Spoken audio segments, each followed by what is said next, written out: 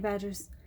So I have a little bit of a switch up for content today. A little while ago I went over to Hobby Lobby and got some paint. This is not really diamond painting related. I know I do mostly diamond painting videos. This one isn't necessarily going to be directly diamond painting related, although I'll probably use some of this paint on canvases. So either way, I thought I would make a video and talk about what I found over there paint wise. If you're a diamond painter, if you're a crafter, otherwise, this might be something you might be interested to look at. I found some what I thought were pretty good deals on just general kind of fun color canvas paint.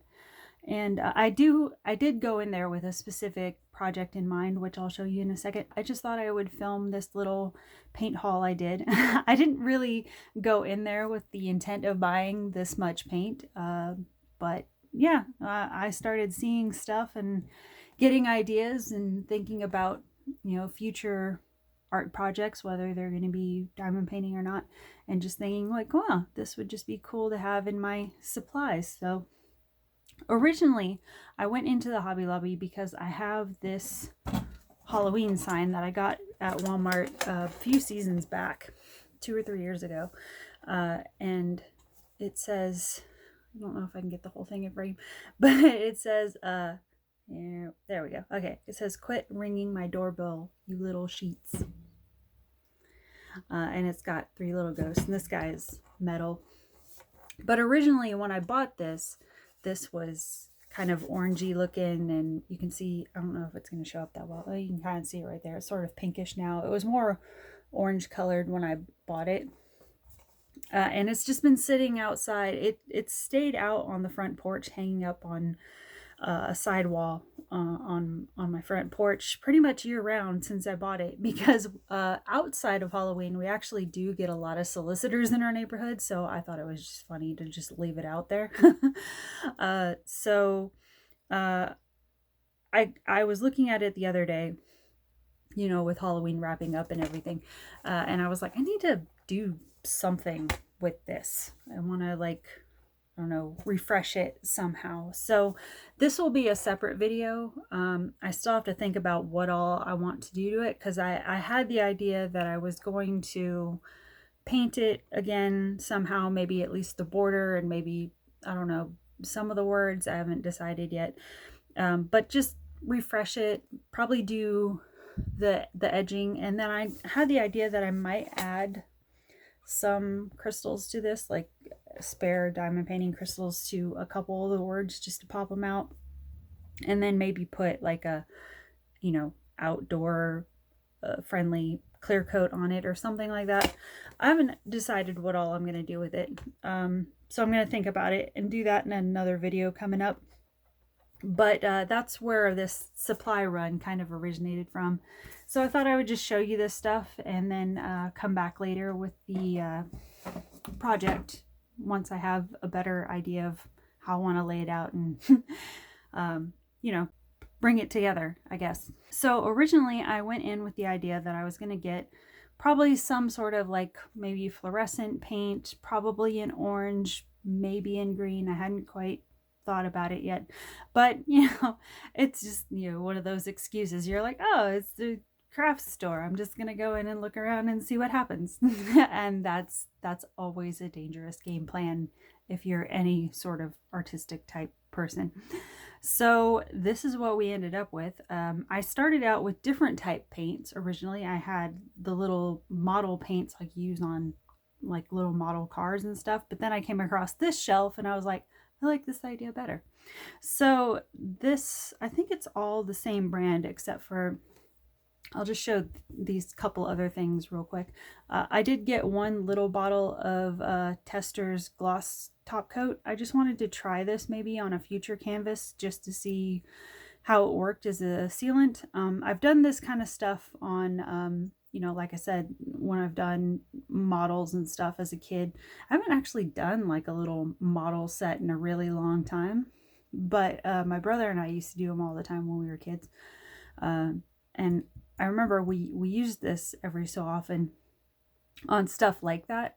One thing I do like about Hobby Lobby is they usually put the prices directly on things. So I can give you prices right here now without having to go dig them up. So yeah, this little container was $5.99, which I thought was actually not a bad price for this size. It's 1.7 fluid ounce, 51.7 milliliters. And I'm pretty sure it's just a basic top coat you can put on stuff, but I've never actually used it on a diamond painting before, so I thought maybe I would just test it out on, like, you know, one of my little budget ones just to see what it looks like, what it does. If it ends up dulling it out, not going to be a big deal. I probably use it on like a little partial or something. I do have some in my stash still of just like cheap little partials that I got years ago. And still haven't done. So I thought maybe I would do that as a tester in one video down the road. So I got that. And then I just picked up a package of brushes. Nothing really exciting there. Oh, it's the same brand though, this Curate in Color. But it was, there we go, $3.99 for a pack of 12. And you get all different types of sizes and tips on there. And I've done these combination packs before. I feel like they're a pretty good deal whenever you have something that's, you know, you don't need fancy brushes for. It's just basic canvas painting or little projects you need to do that, you know, you're not doing a canvas you intend on selling later or something like that. You're just trying to do little crafty stuff around the house. This is pretty good. So yeah, picked up a pack of those because I wasn't sure what my brush stock was. I feel like I've been using a lot of brushes lately, so I was a little bit concerned I might be a little bit low. So the colors I ended up picking up, again, not sure which of all of this stuff I'm going to show you is going to go onto the ghost sign project, but you'll find out down the road because I'll definitely pull these back out and let you know as a sort of follow-up to this video. So I ended up getting this Master's Touch Fine Art Studio pre-mixed pouring acrylic, and this is iridescent orange. I was trying to see if they had an actual name on there. So yeah, it's the glare from the box light here. There is, I think, the color number. I don't know. Hold on. I don't know if it's going to show up there. There we go. There's the color number if you want to look that up. So yeah, that's in iridescent orange, and it's got a little bit of a shimmer to it. All of these are going to have a little bit of a shimmer metallic look to them because that's sort of my kryptonite when I get around paints. I'm like, ooh, it's sparkly. So yeah, got that one. And then got this one that's in sort of like a rose gold. What is the name on here? Sparkle Peach. But yeah, it's kind of, it's not quite a traditional rose gold, but it's kind of in that family of like a soft pinkish metallic. And there is the batch number on that one. I'm assuming it's the batch number. So yeah, that's again Curate in Color, and these 3 bottles are all oh nope, I just noticed something. That is the batch number. So is this one, just trying to see if this other bottle had a different number on it. All right, well, okay, so I'm guessing that is the batch color number, 69662. I didn't see a specific batch number on the Master's Touch orange one, so I'm guessing this might just be some sort of inventory stock reference number, something. I'm not sure. But if you're looking up these colors, I guess plug in either one and see which one pulls up the color. But yeah, I was gonna say these bottles, what is the size on this thing? I was trying to look up actual size on here, but it actually does not say. But it's a decent sized bottle. So just for reference, this orange one was a 8.35 fluid ounce, 247 milliliter. So it's just a tad bigger than this one. but I don't see an actual size number. Oh, no, dumbass. it's right under the label. I'm sorry. It's 16 fluid ounces for 73.18 milliliters. I know y'all are probably screaming at me this whole time. I'm sorry. It takes me a minute sometimes. Yeah, so that's Sparkle Peach on that one. And then these are all the same size in these. So I also got one in Sparkle Blue Metallic. Sort of like a very nice ocean blue color. So there is that number. I'm not quite sure what it's referencing up there.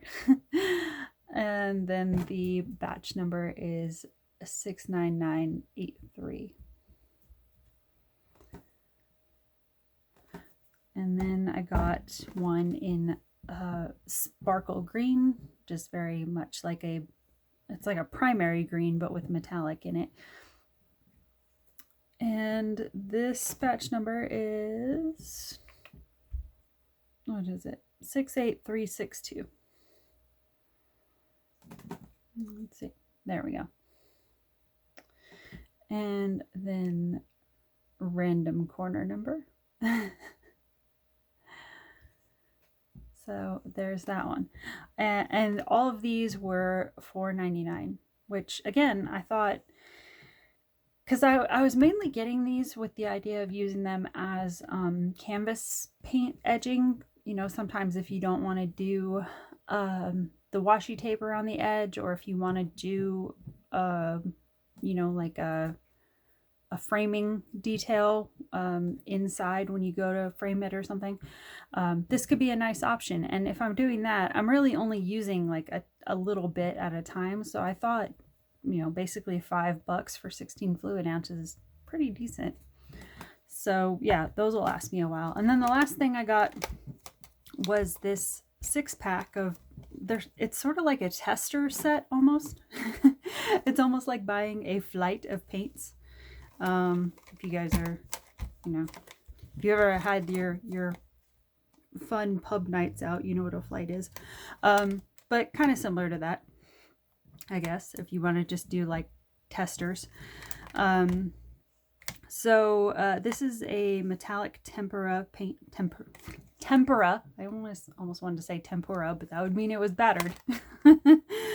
Tempera paint. For $8.99 for the whole 6-pack. So I thought that was decent. So all of these are in 4 fluid ounce, 118.29 milliliters, and the colors are listed as brass, gold, treasure gold, copper, bronze, and silver. So there is that reference number. And then I guess as far as batch numbers, I'll try to do it one side and then the other. Well, maybe I can do it this way. Okay, so let me see if the names are on here. I don't see the actual names on here. I'm guessing this one here is copper. So there's the batch number there. I'm guessing this is just the silver one. Batch number there. And then I'm not quite sure. I'm trying to figure out which ones are these other ones, because they have gold and then treasure gold. I'm guessing this one is just your standard gold. So there's batch number there. And then you flip it to the other side. I'm guessing this one is the bronze. So there's that batch color. I'm trying to figure out what this middle one is then.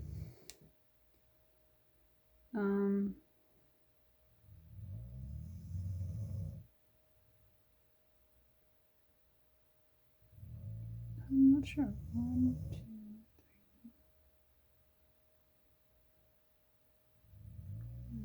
3, 6. Huh. Yeah, I'm not quite sure which one's which. Oh, okay. Wait, bronze, brass. Okay, I think I figured it out. Okay, I think this one is brass. I was trying to figure out what this middle color was, and I was like, which one haven't I mentioned? I think this one is brass. So I don't know for sure. I'm just guessing. I'm guessing this one is copper. This one is bronze. I could have them backwards, but that's my guess. And then this one is brass, I'm guessing. So there's the batch number there. Like I said, I've been trying to look. I don't see any name color-wise directly on these. So then I'm guessing this last one is probably the treasure gold. Or maybe the other one is treasure gold. I'm not entirely sure. But there's the batch number for that one. So yeah, you get a 6-pack of testers for those. And like I said, you know, with these paints, I only use a little bit at a time. So I thought that was a pretty fair deal. So I don't know. I may look at this and decide one of these colors would be best for the border on the ghost project. So I don't know. When I figure it out, I will come back and do another video and show you what I decided to do with all this. But until then, we will talk later. Bye, guys.